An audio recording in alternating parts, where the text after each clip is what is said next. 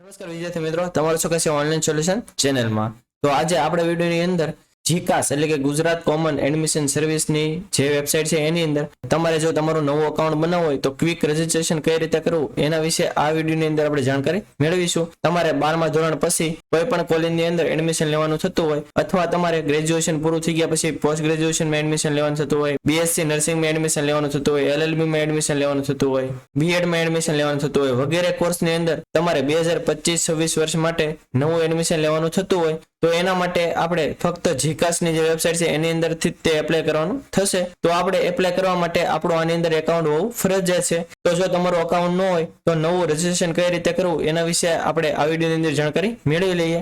અને એકવાર તમારે આની અંદર રજીસ્ટ્રેશન થઈ ગયા પછી તમારે જે પણ કોર્સની અંદર એડમિશન લેવા માટે ફોર્મ ભરવાનું શરૂ થાય તો તમે ડાયરેક્ટ આની અંદર એપ્લાય કરી શકો. તો આપણે આની અંદર કઈ રીતે નવું એકાઉન્ટ બનાવવું એ સ્ટેપ બાય સ્ટેપ જોઈ લઈએ. તો સૌપ્રથમ તમારે ગૂગલમાં જીકાસ ટાઈપ કરીને એન્ટર કરી દેવાનું એટલે પહેલી તે વેબસાઇટ આવી જશે જીકાસની. તો આપણે એની ઉપર ક્લિક કરી દેવાની એટલે આ રીતનું પેજ ઓપન થઈ જશે. હવે જો તમે 2024 ની અંદર એકાઉન્ટ બનાવેલું હશે તો એ આની અંદર નહીં ચાલે. 2025-26 ના એડમિશન માટે તમારે નવું એકાઉન્ટ બનાવવું પડશે. તો હવે નવું એકાઉન્ટ બનાવવા માટે જમણી બાજુ એપ્લાય નાઉનો ઓપ્શન આપેલો છે, આપણે એની ઉપર ક્લિક કરી દેવાની એટલે આ રીતનું પેજ ઓપન થઈ જશે. હવે એમાં પેલું છે અભ્યાસક્રમનો પ્રકાર. આની ઉપર ક્લિક કરશો એટલે તમને અલગ અલગ ઓપ્શન જોવા મળશે.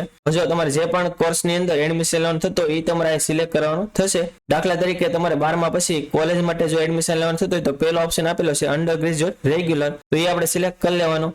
પછી કોઈને ગ્રેજ્યુએશન એટલે કે કોલેજ પછી પોસ્ટ ગ્રેજ્યુએશન એટલે કે માસ્ટર ડિગ્રી કરવાની થતી હોય તો એને બીજો ઓપ્શન જે આપેલો છે પોસ્ટ ગ્રેજ્યુએશન એ સિલેક્ટ કરી લેવાનો. પછી કોઈને બીએસસી નર્સિંગ કરવાનું હોય તો એ ઓપ્શન આપેલો છે, એલએલબી નો ઓપ્શન આપેલો છે, બીએડ નો ઓપ્શન આપેલો છે. એવી રીતે અલગ અલગ ઓપ્શન આપેલા છે. અને જો કોઈને બાબા સાહેબ આંબેડકર ઓપન યુનિવર્સિટીની અંદર એડમિશન થતો હોય તો એનો પણ અલગથી ઓપ્શન આપેલો છે. એટલે તમારે જે પણ કોર્સ માટે એપ્લાય કરવાનું થતું હોય સિલેક્ટ કરી લેવાનું. અત્યારે આપણે એક્ઝામ્પલ તરીકે કોઈ પણ સિલેક્ટ કરી લેવી. પછી આ છે આપાર આઈડી અથવા એબીસી આઈડી. જો તમારે અગર આ એબીસી આઈડી હોય તો તમારે એન્ટર કરી દેવાનું અને નહીં એન્ટર કરો તો પણ ચાલશે, કે ફરજિયાત નથી. અને એબીસી આઈડી કઈ રીતે જનરેટ કરવું એનો આપણે અલગથી વિડીયો બનાવેલો છે, એ તમને આપણી ચેનલ ઉપર મળી રહેશે. પછી આ છે નેમ એઝ પર માર્કશીટ. હવે જો તમારું નામ છે એ આયા તમારી માર્કશીટ ની અંદર જેવી રીતે લખેલું હોય કોપી પેસ્ટ તમારે આ બોક્સ ની અંદર એન્ટર કરી દેવાનું. અને ઇન કેસ જો કોઈને હજી રિઝલ્ટ આવેલો ન હોય તો તમારી જે હોલ ટિકિટ હોય એની અંદર જે રીતે નામ લખેલું હોય એવી રીતે તમારે આખું આયા એન્ટર કરી દેવાનું. પછી છે કેટેગરી, તો એની અંદર તમે જે પણ કેટેગરીમાં આવતા હોય એ તમારે આનાથી સિલેક્ટ કરી લેવાની. પછી જાતિ એટલે કે ફિમેલ છો મેલ છો જે પણ તમારે લાગુ પડતું હોય સિલેક્ટ કરી લેવાનું. પછી આ છે ડેટ ઓફ બર્થ એટલે કે જન્મ તારીખ તમારે જે પણ હોય તમારે આનાથી સિલેક્ટ કરી લેવાની. પછી આ જે બોક્સ આપેલું છે એના પર ક્લિક કરી દેવાની. પછી આ નીચે તમારું જે પણ ઈમેલ આઈડી હોય તમારા બોક્સ ની અંદર એન્ટર કરી દેવાનું. પછી મોબાઈલ નંબર જે હોય એ તમારા બોક્સ ની અંદર એન્ટર કરી દેવાનો. અને ઈમેલ આઈડી અને મોબાઈલ નંબર એવી રીતે એન્ટર કરવાનો જે ફ્યુચરમાં શરૂ રહેવાનો હોય, કેમ કે આગળની જેટલી પણ પ્રોસેસ થશે એની બધી માહિતી તમને ઈમેલ અને મોબાઈલ દ્વારા જાણકારી આપવામાં આવશે.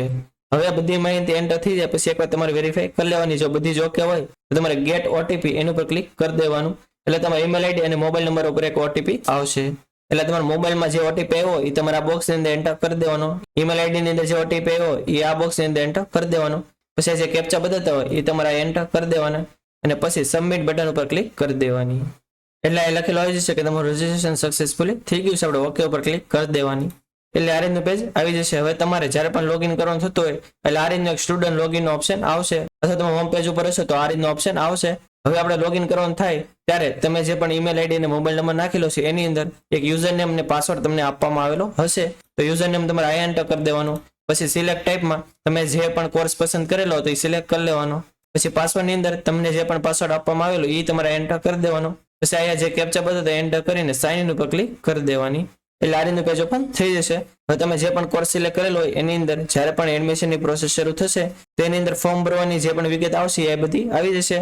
અને જ્યારે શરૂ થશે ત્યારે આપણે એના વિશે અલગથી પણ વિડીયો બનાવી દઈશું. એટલે જો તમે આપણી ચેનલ હજી સુધી સબસ્ક્રાઇબ ન કરી હોય તો ચેનલને સબસ્ક્રાઇબ કરવાનું ભૂલતા નહીં, જેથી ફ્યુચરમાં એડમિશનને લગતી જે પણ માહિતી આવે તમને સમયસર મળી રહે. તો આ હતી સંપૂર્ણ માહિતી કે જીકાસની અંદર તમારે ક્વિક રજીસ્ટ્રેશન કરવું હોય તો કઈ રીતે કરવું. હજી જો તમને કંઈ ખ્યાલ ન હોય અથવા તમને કંઈ મુશ્કેલી હોય તો તમે કોમેન્ટ બોક્સમાં જણાવી શકો છો. આપણે 100% આન્સર આપીશું.